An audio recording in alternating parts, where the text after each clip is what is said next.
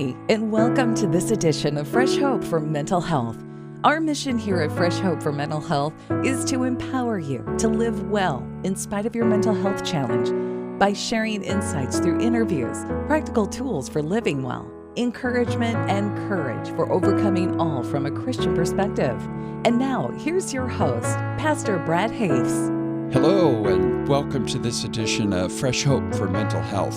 I'm so glad that we have two guests in the studio today I want to introduce you to. They do some really interesting work, and the kind of work that not many people are doing these days, I don't think. It might be the kind of thing that you don't even have in your area, but I want you to meet them because I think this is something that we need to see more of in our country and maybe in the country that you live. So let me just introduce you to Mark Housman, who is the executive director or owner of Daybreak Behavior. Owner, yes. Mark, why don't you just tell me the story. How did you end up starting this? And because you're not a therapist or anybody that's from the mental health field, is that correct? I am not. Yeah, it's a different story. Let's put it that way. So I'm a CPA by training and spent many years in that field as well as some other fields. My wife and I ended up having 3 kids. Our oldest boy and youngest boy both had and have ADHD. They also had pretty severe behaviors. In fact, our oldest, which was our first, by the time he was 5, he was diagnosed with ADHD, but we couldn't find any services that could help with the behaviors. So he was kicked out of school and suspended a bunch of times. Oh my. And so we struggled, and he struggled. Ended up having to put him on medication, which wasn't effective for him. He became depressed, anxious, and turned to food as a coping skill. Sure. So his entire elementary school experience was a really rough experience for him. And so we vowed through those dark days that if we ever had the opportunity to open up a facility that helped kids with severe behaviors to not have to suffer like he did in his elementary school days, that we would do that. And so a few years later, we had the opportunity to open our business, and it's now Daybreak. And we've been open for about 6 years now. Wow. Well, God bless you. You know, in many respects, the whole thing of what you guys are doing is born out of the pain of not having available real help with your son, right? That's exactly right. And it's that same feeling of hopelessness that our patients and clients are experiencing until they learn about us and find out there actually is somebody that can help their child. Yeah. It's amazing how many times children are traumatized by the system, if you will, or the lack of a system, right? Yeah, it really is a pretty rough problem in society in general. We treat a lot of foster kids, a lot of kids that have been put in multiple foster homes, have experienced trauma, neglect, abuse, and it results in behaviors. Mm-hmm. And the clinical part that's, from what everybody else sees is just the behaviors. Mm-hmm. And we, of course, have to change those behaviors, but the real art of this work is to get to the underlying problem and treat the underlying trauma that is actually causing the behaviors. Mm-hmm. And that's what makes our company unique, and that's one of the things that we're really proud of what we've been able to do for these kids Absolutely. That have been traumatized. Now, one of the interesting things is that I have worked in with as a pastor, certainly, but even after starting Fresh Hope, and it dawned on me, this is why they call it behavioral health, behavior. Mm-hmm. I think I have always been so focused on the mental part of it, but really the way that things show up for the children is through behaviors, right? Inappropriate behaviors or behaviors that need to be changed. And so Robin Hauser? Yep. Yeah, who is the head clinician? I'm the clinical director. Mm-hmm. Okay, great. So behaviors happen, kids are acting out, and they come to you. Yes. Talk to me about that. Honestly, even as adults, we a lot of times don't have the words to describe what's going on inside of us. So why would we expect children to have those words? Yeah. So it does manifest in behaviors. What I get pure joy out of is having a parent come in wanting the best for their child and saying, I need help with this. Absolutely. And for us to be able to say, hey, we're excited about this. That's not the response that a parent typically gets from teachers or daycare workers or even neighbors. It's my child's bad and my child's not welcomed and my child's a handful. And we say, oh, we're excited because we see the potential in this child and we can help you with that. Wow, I'm sure that gives parents hope. Yes. Yep. Yeah, because up to this point, they've had nothing but, can't you fix your kid? What's wrong with your child, right? And the horrible stigma is that a parent honestly most times feels bad for having to bring their child in to us. And most of the time what we tell parents is, would you expect to be able to fix your car on your own, expect to fix a bad tooth on your own? Why not? Why is it not okay to say, I need something better for my child, I want something better for my child, and to not label that as something that's wrong? Absolutely. I know as a parent with our oldest, we had some issues trying to figure out how to help him, and everybody wanted us to fix him, so to speak. So he just behaved a certain way, and he just wasn't a cookie cutter kid. And that's what we love. Yeah. He was really quite bored. We didn't know how intelligent he was, and his behavior just was like boredom is really what it was. And once we got that figured out, it changed things for him. Absolutely. And being able to treat those children as individuals and not looking at a cookie cutter type of this is what you have to do with this child. No, we pride ourselves in being able to really get to know the client and that child as an individual and treat them as a person and not just a kid. And then working with the whole family so that everybody can amazing. repair together and grow together. Tell me, because I'm sure there's listeners to this podcast that are going to say, I'm worried about my kid. I'm really worried about my child. And talk to me about some of the behaviors that you see, and just give me some examples, and then what happened after you started addressing what was behind the behaviors. Well, typically we have the children that are coming in because they're defiant. They say no. They want to do things their own way. We get the kids that are hitting. They can't share. They're biting. They're running away from a daycare center. They're running away from school. They can't concentrate in school. They're getting suspended or they're getting expelled, or family members are saying, we've done everything that we can do and we don't know what to do with them because they don't listen to us. They hit us. They're mean to their siblings, those kinds of things. It's hard for them to have friends. So that's what typically will bring a child into the door. Now, I just want to pause here and say, Mom or Dad that's listening to this, if that's how you feel and you're seeing behaviors, listen closely, because I have a feeling you're going to hear some hope coming here. and I want you to grab a hold of that hope and hold on to it and catch it. What we see is a child that feels like they're not being heard in some way. We're able to work with that child and those families and give them words to their feelings, give them words to their emotions that then they can actually share with the people around them and be able to label what's going on inside of them. We are able to identify any kind of trauma that maybe even a parent doesn't know about. They don't want to know anything bad is happening to their child. We teach them coping skills so that they can cope with some of their emotions and give themselves that time to either figure out how to regulate themselves and not depend on anybody outside of them. And then also have the words then through those coping skills to be able to talk to the people around them that are important to them, that they know then they can rely on, that will hear them. And we provide structure, we provide support, we provide safety so that then they can work through all of those feelings and get to the next level.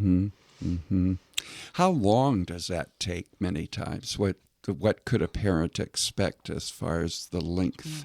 maybe about 3 to 6 months time frame, we do say that the parents have to be involved. Oh, I would think, because isn't there something that the parents have to learn in all of this? Don't they have to learn how to do things a little differently, or? Yeah, Mark again here. That's a requirement of our program. Is family therapy is an essential part of correcting the overall problem. Because although the behaviors themselves are why the kids come in the first place, we're able to stabilize those behaviors and teach those kids additional coping skills and additional ways to calm themselves down when they do have those behaviors. But the parents themselves, they have some skills that they need to learn as well, to be able to better effectively handle that when those things do happen to a child. Because they're not going to leave us perfect children, but they'll leave us with the coping skills, and then the parents will leave us with the skills to how to help de-escalate the situation when there are the normal incidences that happen. Instead of making it worse. That's correct, yeah.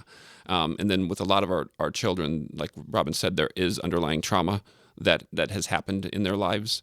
And so once we get the behaviors stabilized and get some normalcy in their lives, then we have specific techniques that we use to work on the trauma. And once you can actually get to the underlying trauma and use those therapies, then the behaviors themselves start to diminish because I would think so. Because they've worked through the underlying cause of what actually caused those behaviors, and they didn't even know that was the reason themselves because they're so frustrated. Yeah. So we got to get some stabilization first, and then we work on the trauma. And then when that happens, and the kids go through our entire program, roughly 9 out of 10 kids that have graduated our program don't end up needing our services going forward because they are essentially healed. Say that again.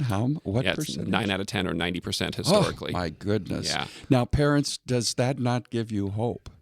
I mean, that gives everybody hope. And you work with really any age range, right? Anybody that's having troubles with behavior? Yeah, we have different levels of care for just traditional outpatient services to see one of our therapists. It's, as young as, 3 or 4 years old with no age limit. And then as we move up to higher levels of care where the kids have significant behaviors, we concentrate in an area between 2 and 10. And that's just our focus. We believe in early intervention. The brain isn't fully developed for a lot of our kids at that point, and it's just so much easier to cure and to treat that 3 or 4 year old than wait until they're 14 or 15. Those older kids, certainly can be helped, but there are other places that specialize in higher levels of care helping teenagers. Sure. We just would prefer to get them when they're younger and help them not end up in those higher levels of care later in life. And you actually have a school that they because many times the children have been kicked out or asked to leave or whatever. That's correct. The technical term for that is a level 3 school, and we're kindergarten through 5th grade with a full-time special education teacher on staff as well. Oftentimes these kids are behind educationally. Sure. And oftentimes it's with the children continuing to be pushed into higher grade levels and not having the core skills they need in the first place. Just schoolwork alone can be a very large reason why they get frustrated and they act out on behaviors and they end up avoiding a lot of the schoolwork. Oh, yeah. And so by getting to the core root of the problem, we can take kids that are 2-3 grade levels behind where they should be, get them back up to grade level, and teach them all the coping skills that they need to then successfully get through the rest of school. And then you help the teachers back at the school or the daycare people to receive that child back into the classroom, right? We do, and indeed, that's part of our transition, part of our process, where we slowly transition them back into school and even mirror what the school is going to look like from a terminology perspective so that they get used to the school, get used to what the real world is going to look like. And then those kids, successfully transition out of the program and go. We basically wean them off of our services over time. Wow. Well, I'm going to ask the big question because the words come up a number of times. So I'm thinking that between the two of you, either one of you, talk to me about the trauma. Trauma's a big thing. Talk to me about the trauma that children... Yeah, we'll both answer that question. I'll start and then I'll pass it off to Robin as she is a trauma expert. So trauma can be, it can be abuse, it can be neglect, it can be, things that happen overseas in a war, it could be a car accident, it could be just many things. But the terrible thing about trauma is it affects your brain, and trauma gets basically stored in the brain, and it's the body's coping mechanism to not have to relive that trauma all the time. It kind of encapsulates the trauma from a mental health perspective. But the problem with that is it comes out in other ways. It comes out in behaviors, and it comes out in flashbacks, and it comes out in dreams. And until you can actually get to the core root of the trauma, those issues will just continue throughout life. A lot of people choose negative coping skills, whether that's drugs or alcohol later in life, or just bad choices. A lot of it is driven from the trauma. So our intervention not only works on the brain, but trauma is also stored in the body. Right. In fact, I'm reading a book right now by a psychiatrist that the body keeps score. The body keeps the score by Bessel van der Kolk. Yep. Yeah, that's actually one of the basic books that we have our therapists read to understand the basics of trauma, and then we send them to additional trauma therapy and interventions over time. And from there, I'll pass it off to Robin to let her further expand on that. Sure. I have found the biggest consideration when we are looking at trauma is what my definition of trauma might be might look completely different to you. It might look completely different to Mark. It might look completely different to my client. So when you're talking about little kids, what we might think is trauma is different for them. You have to think about how little control children have over anything in their lives. We pick their schedule. We pick when they're doing what and what it's going to look like and what they're wearing today. So a little kid at school saying that they're mean or saying not nice things to them on the school bus might be something to them that is traumatizing, depending on how their brain receives that information and how they think about that. And then you get to the levels of what are they witnessing at home? What has or has not been provided for them in the home? What do they know that they can count on and not count on in life? So like I said, we feel as a parent, we're providing everything we might be able to do for our child. Then that child is suddenly not willing to listen or is extremely emotional, and we don't know where this is coming from. Our kids keep little emotional backpacks all day long, and then they let it out where they know they're the safest. Right. And so that's going to be when they get home at the end of the day, and you're suddenly wondering what's going on with this kid that used to be so happy. Man, that's powerful stuff that you just said there for any parent that's listening and dealing and frustrated with a child and the behaviors, because they come home to where they feel the safest. So the behavior is going to show up where children feel the safest or know the environment best or something like that. They're the most secure there, so they know what's most predictable, and they know that they can let their emotions out there. And mom and dad, we're doing the best that we can do, and we're stressed when we come home at the end of the day, trying to make sure we're doing the best for work, for our spouse, for our home, for our children, and then we're wondering why they don't want to listen to us and why they're suddenly screaming at us or crying. And it's frustrating because we just want our children to be happy.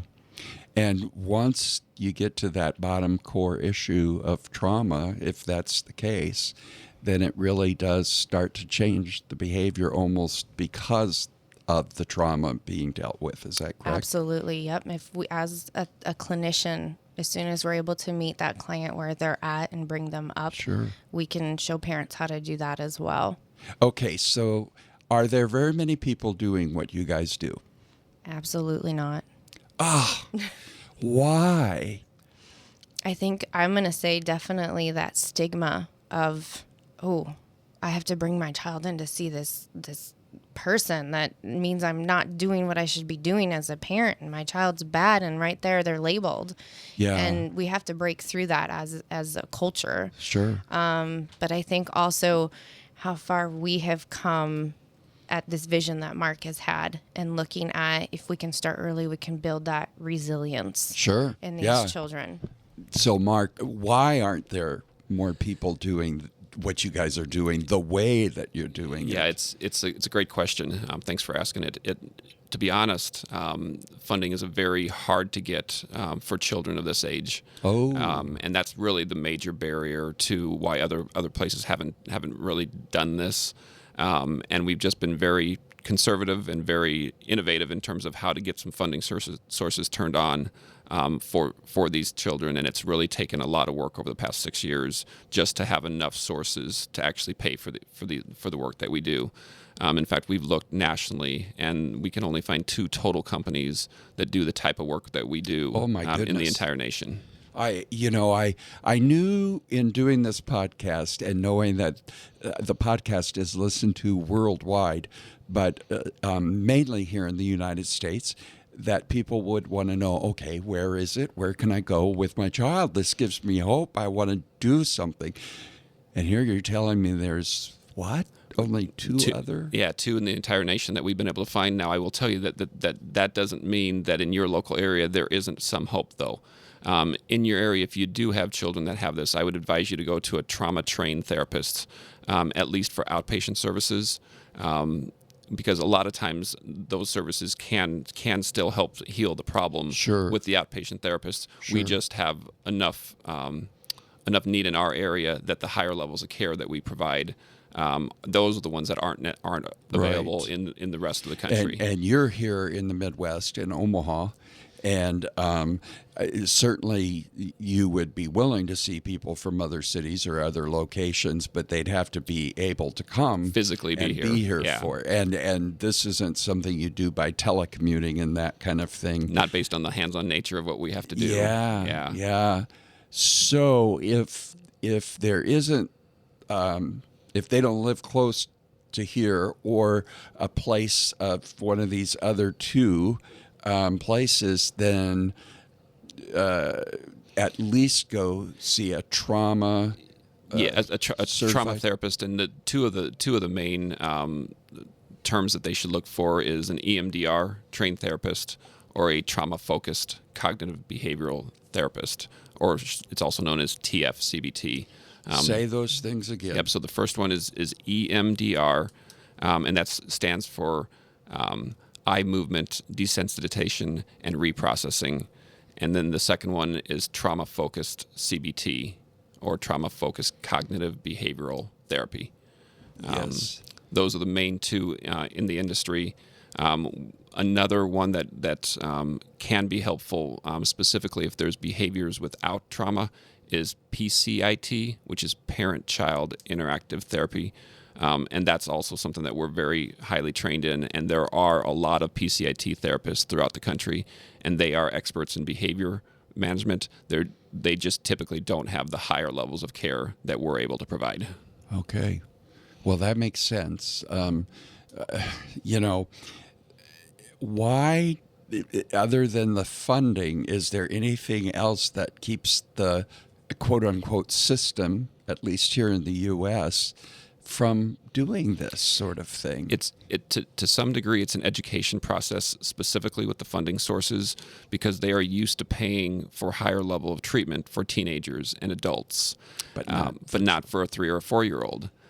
They just think that, they're just so conditioned that that's, what they pay for. And literally by the time they're adults, they're paying, tens and tens of thousands of dollars, because this is long-term, negative coping skills that they've developed that continues to, cost those companies a lot of money. So it's been a real education process to try to educate these insurance companies and funding sources that if you could just get to these kids earlier with early intervention, that you could likely even save those companies a lot of money down the road. Oh, yeah. But that's, you got to be able to prove it. You got to be able to do all this stuff. Yeah, and we're just a little company in Omaha, Nebraska, and, these are big insurance companies. Well, maybe there's a lot of parents that will hear this and say, please go national, or we want to help a lot of kids. That is for sure. Oh, yeah.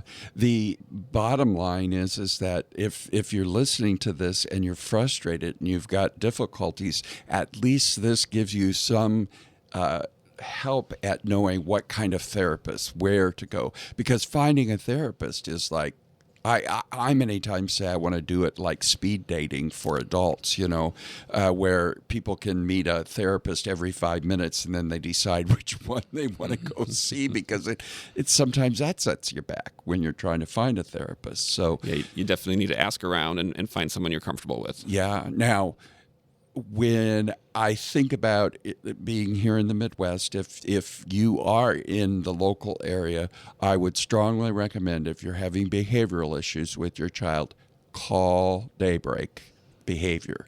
It's daybreakbehavior.com. Yep, that's our website. Yep. And if you're living in another area, check that website out anyway, and call them if nothing else. Daybreakbehavior.com. Tell me what your greatest frustration with your work is and what the greatest joy is. Well, I'll start with the greatest joy. Seeing a child and a family that come in hopeless.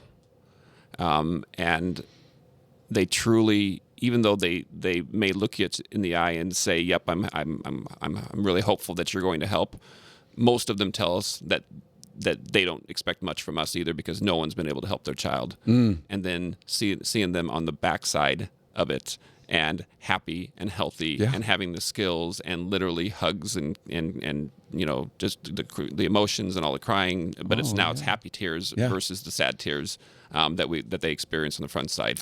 There's no amount of money, there's no amount of anything that can replace that level of satisfaction that we all get with what we do. And that's 9 out of 10 children. Mm-hmm. Yep, that complete our program. Yep. Wow. Yep.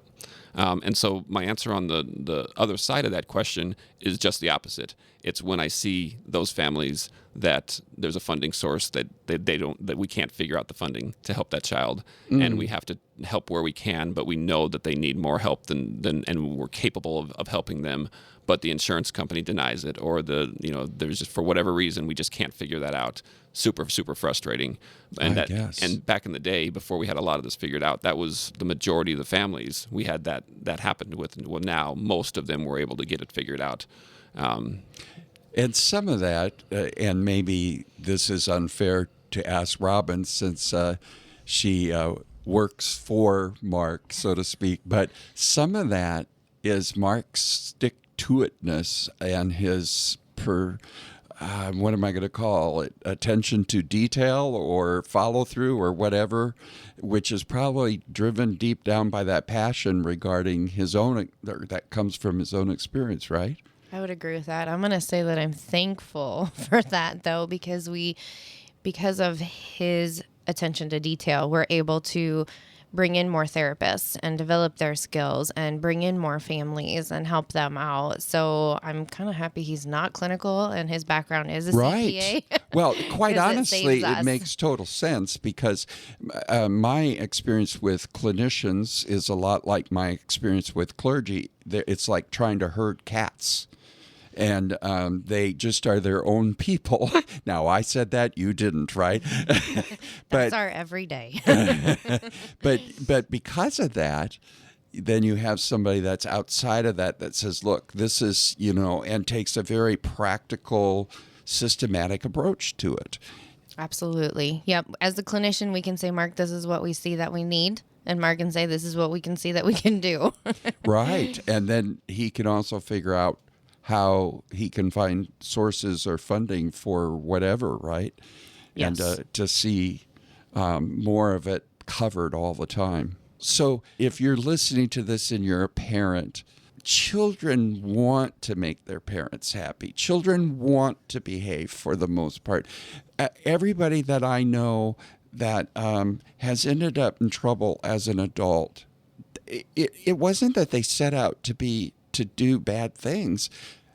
It was they were acting out, and most of it comes out of pain. I've been doing ministry at the Douglas County Jail here in Omaha for the last year, and not one man have I met, because I'm teaching men, about 45 men, and working with them on trauma and Fresh Hope principles for emotional health and spiritual health. No one has said, gosh, I started out because I wanted to do bad things. Absolutely. We say that to parents all the time, too. Nobody wakes up in the morning and says, I just want to make this the worst day I can possibly make it. And kids definitely are doing the best, like you said, that they can do. So if you find yourself as a parent repeating the same thing over and over, why can't you listen? Why can't you do what I said? Why can't you just do X, Y, and Z? Be nice to your sister. that child screaming out for some type of help. It's not because they think that this is the best that they can do and they are trying to set out to make you angry, even though as a parent, many times it feels personal. Oh, sure it does. But that's because your child knows you better than they know anybody else, just like you know your child better than anybody else does too. Yeah.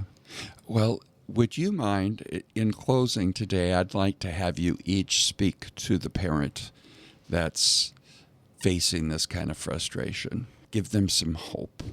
I would say, as a parent myself too, and working with the parents that I've worked with over the years, is don't look at this as something that you have to do by yourself. It does take a village. So if that means going and seeking out help for your child from somebody who this is their passion, they are in therapy and they are a clinician because they love to do this. They are here to help. To look at that as somebody who can be your ally instead of somebody who you're fearful to go to because you think they're going to point out everything you're doing wrong. You love your child. You're doing the best that you can do for your child. And that might mean looking outside of just your home to find that help. I would echo everything Robin said. But speaking directly to the parents, you're not alone. This happens to so many more parents than what you might think. We see it every single day. Ask for help. You find the right people to help and your life will be changed. Your children's life will be changed. Your kids are worth it. Your kids are worth you going to get some help for them, whether it's Star Self or a place like us. Ask for help. There's no shame in that. Yes, there's no shame in that. Don't feel ashamed. I think sometimes what we do is we feel so inadequate. We carry shame and then we feel ashamed of the situation and we don't get help. And we try to keep fixing it by doing the same things over and over, and that doesn't work. So for those of you who are listening today, I just want to pray for you. I ask that the Lord would give you peace, that he'd give you a sense of direction in Lord Jesus. I just ask that by the power of your Spirit, you would lead these people, if the parents, to the right places. Help them find the right therapist. And Lord, I pray that there would be many more places like this, whether it's Daybreak multiplying many times over, or it's others that are learning from programs such as this or processes such as this. Lord Jesus, we just ask for breakthrough throughout the United States, throughout the world, to help children, and especially children who have been traumatized. We pray this in Jesus' name. Amen. Amen. Well, thank you very much, Mark and Robin. It's been great to have you here today. And I know that there's going to be parents that are going to want to write us and they're going to want to know more. So just write us at info@freshhope.us and we'll be sure to pass on questions and things. Thank you very much. It's been a privilege. Yeah, it's our pleasure. Thanks for the invite. You bet. Well, my friend, we want to thank you and for listening to this edition of Fresh Hope for Mental Health. I'm certain it's been helpful to you. We'd really love to hear from you, and you can write us at info@freshhope.us. And we'd like to connect with you online. There's all kinds of ways that you can do that. And if you'd like to find a Fresh Hope group, even as a parent, you could attend a Fresh Hope group just to find help and encouragement. You can find a group by going to freshhope.us, and be sure to tell your friends about this program and pass that information on to others. Until next time, may the Lord fill you with his hope, fresh and new daily. I'm Brad Hafes, and this has been another edition of Fresh Hope for Mental Health. You've been listening to Fresh Hope for Mental Health. If you have an opportunity, please review, share, and subscribe to the Fresh Hope for Mental Health podcast on iTunes or on the service that you use. We encourage you to share our podcast on social media with your friends and family. Previous podcasts of Fresh Hope for Mental Health can be found at freshhopeformentalhealth.com, iHeartRadio, Stitcher Radio, and iTunes.